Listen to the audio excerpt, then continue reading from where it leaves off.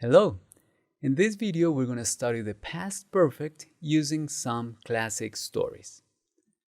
I'd like to show you this introductory activity first. Match the following words with their definition. So pay attention to these words and what they mean because they are important in this story. Take a moment to match the words with their definition. Please pause the video if you need to. Go ahead. All right, so let's look at the answers. So what is kind? Is having, showing, or proceeding from benevolence. Good. Overwork. To cause to work too hard, too much, or for too long. Overwork. Owner. A possessor of something or someone. Okay. Precious. Of high price or great value. Victorian, of or relating to Queen Victoria or the period of her reign, that is between 1830 and 1901. So usually the turn of the century is usually what is considered the Victorian age, so more than 100 years ago. Let's move on to the next activity. Read the following summary of this classic story, Black Beauty. Black Beauty is the story of a precious horse born in Victorian England, so during that time, where horses were a fundamental part of human transportation. He had lived, so it was a male horse, he had lived in a loving home with wonderful owners before he realized that not all horses had the privilege of the owners he had had. So in the past, when he realized that, he noticed that before then, he had had very good owners. After sickness struck the farmers who cared for him, he had many other owners who gave him radically different treatment every time. He ended up being overworked and nearly dead. Finally, he got rehabilitated by a kind farmer and was sold to a great family who recognized him as Black Beauty. That is a nice story. It's a nice ending. Poor horse had to go through a lot of ordeals and pains before that, but it ends well. It ends happily. All right, let me ask you some comprehension questions before we move on. Where was Black Beauty born? Remember? I was in England, yes. How was Black Beauty treated throughout the story? Throughout the story. I guess well at the beginning, not so well in the middle, and well at the end. All right. Did Black Beauty ever return to his original happy state? Happily, yes, he did. All right. So I told you we were going to talk about the past perfect, and let's first understand what is the past perfect because we're going to use part of the text as a reference for the understanding of this verb tense in English. The past perfect is usually a verb tense that is used to describe an action that took place before some time in the past. Let me give you an example. Actually, I kind of gave you a hint while we were reading the story. Black Beauty had had wonderful owners before his adventures began. So his adventures began in the past, and before then, before that time, something had happened. Before then, he had had wonderful owners. To describe the action that happened before some time in the past, we use the past perfect. What is the past perfect? It is a combination of the auxiliary have in the past, which is had, plus a verb in the past participle form. In this case, I brought this case that has the same verb, which is have, or the same word, let's say, that is an auxiliary and a verb. In this case, the first had is the auxiliary have that we use for the perfect tenses, and had, the verb that implies possession, is the verb that is conjugated in the past participle form. So Let me give you another example so that you don't kind of feel confused with this had. Horses had been a fundamental part of human transportation.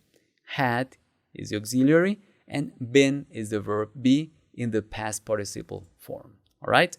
So that is how the past perfect is constructed, with had plus a verb in the past participle form. For questions, we just use the auxiliary at the beginning of the sentence right before the subject. For example, had horses been a fundamental part of human transportation before the Victorian age? Yes. Or we can use a word or a phrase that asks for some specific information. For example, how important had horses been for human transportation before the Victorian age? So, how important is a phrase that asks for specific information. For negation, we use not after the auxiliary as usual. Black Beauty hadn't been treated harshly before his owners died. So his owners died. Before that time, he hadn't been treated harshly. All right? Or some of Black Beauty's owners hadn't recognized his value. So before then, they hadn't recognized his value. We have the verb recognized in the past participle form. That is a regular verb that ends in ed, and been is an irregular verb because it doesn't form the past or the past participle form ending in ed. That's it. All right. With that in mind, please complete the following paragraph using the verbs in parentheses in the past perfect tense. This is a summary of the Treasure Island. So you know the story. Here's the text with some blanks. Please complete the story with the verbs in parentheses and some hints there. For example, imagine, and we have not there. It means that is we need a negation there. So take a moment, pause the video, complete the activity, and I'll see you in a moment to show you some answers. All right? Pause the video right now, please. Okay, let me show you some answers to this. We're going to read the whole paragraph together. Jim Hawkins's life changed forever when he found a map that had been left, had been left in his father's inn by a mysterious old sailor. Means that had been is the verb form that we need there to complete the story using the past perfect. Until then, so before that time in the past, until then, Jim had not imagined the chilling adventure that awaited him. All right? And time before that moment in the past. The map revealed the location of a treasure that had been buried on a remote island. With the help of several friends, Jim embarked on an adventure filled with betrayals, riots, and difficulties he had never experienced. You see that the negation goes right there after the auxiliary and right in the middle between the auxiliary and the verb in the past participle. Had never experienced in his short life. He met men who had become, that irregular verb doesn't change in the past participle, had become monsters transformed by greed. I like this summary. After his adventure was finally over, young Jim returned to England having nightmares that would remain with him for a long time. All right, so I hope you enjoyed the story as I did. And now we're going to have a chance to practice your pronunciation. You're going to listen to the story. You're going to practice pronouncing the story as you hear it. All right, I'm going to pause my video. You listen to the pronunciation, and then we move on. Go ahead. I'm going to pause my video right now. Treasure Island by Robert Louis Stevenson. Jim Hawkins's life changed forever when he found a map that had been left in his father's inn by a mysterious old sailor. Until then, Jim had not imagined the chilling adventure that awaited him. The map revealed the location of a treasure that had been buried on a remote island.